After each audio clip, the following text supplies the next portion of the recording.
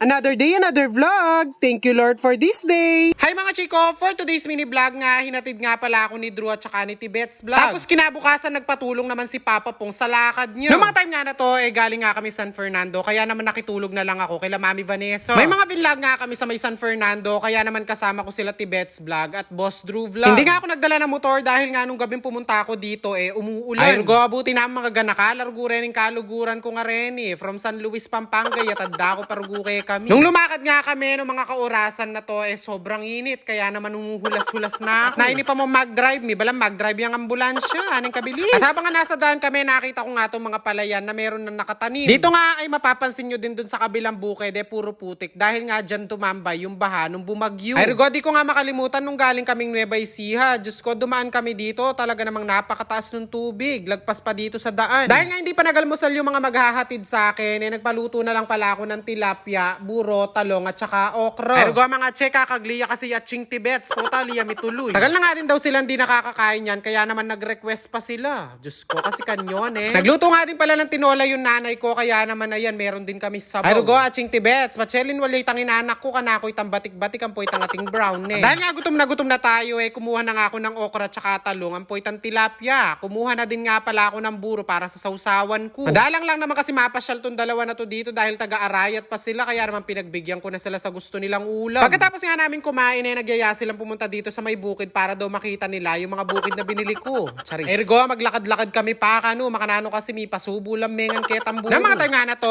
nagyaya na din umuwi si Tibets dahil nga kanina pa tumatawag yung nanay niya at kinukulit siya dahil dala niya yung susi ng bahay. Na makauwi na nga sila Tibets Vlog at Boss Drew Vlog, dumating naman itong si Papa Pong's Vlog. Ergo, pa man may papainaway nga chiyo at na naman darat ang pasaw. Bala mo yata bisa na akong maging mother leader. Charis. At ayun na nga mga chiko, papunta na nga kami dun sa dahil nga meron kaming business collaboration. Well actually hindi pa naman talaga collaboration kasi makikipag-meeting muna kami. Sama ko nga pala si Papa Pong. Hi! Siya yung makakasama natin for today's video dahil siya lang yung may 4 wheels. Ang akin kasi 2 wheels lang. Hindi makakadaan ng highway, wala akong helmet, wala akong license. So baka mahuli, Diyos ko, hindi pa nga kumikita sa pagbablog.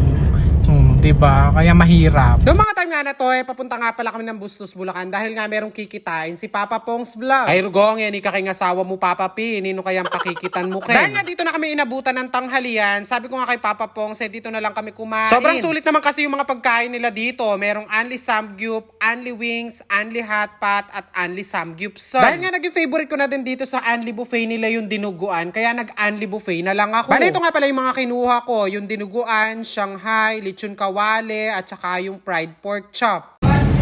Alam niyo ba mga che kung bakit gusto ko laging kumakain dito? Kasi isa marami yung menu nila sa buffet. As in malasa talaga. Yung mga ulam nila, makakapili ka ng mga gusto mo. Tapos, yung luto, hindi siya tinipid. As in malasang malasa. Lalo na yung yung tinumis nila. Tapos yung mga, like ito yung Shanghai, marami siyang laman. Ayan marami talaga siyang laman. Tapos meron yung lechong kawali. Tapos yung pork chop. Masarap, promise. Kaya try nyo na dito. Sa may Banchetto de Bustos main branch. May only buffet sila. Meron silang only hot pot. Meron din silang only seafood. Ganon. Kaya sugod na kayo dito. Ay Rigo, sabi ko kay Papa Pong's Vlog, yari na ako, tiya, liya pa, magumpisaya pa. Tapos nga kaming kumain, agad na din kami pumunta dito sa may SM Baliwag dahil nandito na nga daw yung ka-meeting ni Papa Pong's Vlog. And fast forward nga, after makipag-usap ni Papa Pong's Vlog dun sa ka-meeting niya, umuwi na din kami. Hi mga chiko! May share akong online game na kung saan pwede kang malibang at the same time pwede kang kumita. At take note, mahigpit na ipinagbabawal to sa mga bata. Bali, ito nga pala yung una game. Ang una mong gagawin ay i-click ang link na nasa comment section para ma-download ang app at makapag-register ka. I-click mo lang ang register, tapos ilagay ang number, password na gusto mo, at ang referral ID na naka-flash sa screen. Pagkatapos, click mo lang ang send para pumasok ang verification code. Pagka-register mo nga, meron ka agad free 6 coin or pwede ka rin mag-cash in minimum of 100 pesos. Sundin lang mabuti ang lalabas na instruction sa screen para makapag-cash in ka. Dito nga sa una game, marami kang pwedeng laruin tulad na lang ng color game. Piso-piso nga lang yung taya ko dyan para di ganong masaktan kung matalo man. O diba, di mo na kailangan dumayo ng perya at fiesta para lang makapag-color game. Ay rigo mga che, at isa pa nga sa favorite ko nilalaro dito sa uno game, yung mines. Iwasan mo lang yung bomba para manalo ko. Dito nga sa mines na to, malaki yung bet, malaki din yung panalo. Kaya laging tandaan, ang laro na to ay libangan lang na kung saan pwede kang manalo kahit paunti-unti. Dahil nga nagkasunod-sunod yung panalo natin dito sa mines, mag-withdraw tayo. Bali ganito lang palang mag-withdraw. Click mo lang yung withdraw, tapos sundan ng instruction na naka-flash sa screen. O diba, nalibang ka na, nag-enjoy ka po. Basahin ang first comment na nasa video na to, may paayuda ako sa mga nag-register.